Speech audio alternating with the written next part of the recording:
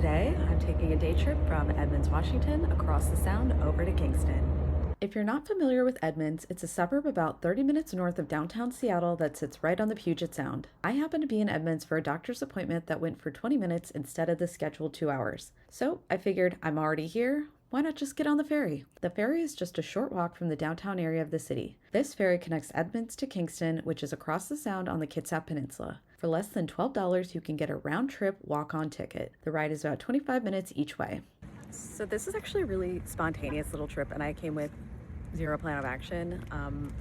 Truly no idea what I was going to do here, except for probably get lunch and walk around. But thankfully, they have this nice little city map right outside of the ferry terminal about a block away. So it's got all the kind of like restaurants and shops that I can go check out. So let's see what there's to do in Kingston.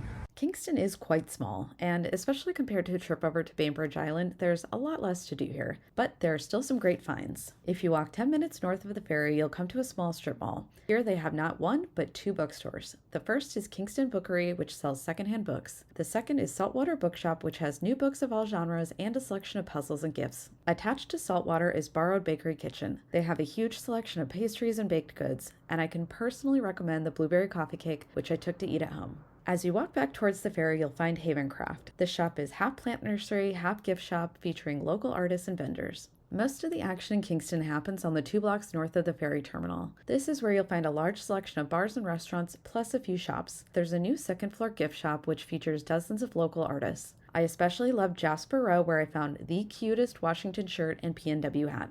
As far as food, Sourdough Willie's Pizzeria is a well-known restaurant in town famous for its sourdough pizza. They didn't have any of the Detroit style available, but I was able to get a slice fresh out of the oven. Afterwards, I went across the street for a sweet treat from the creperie.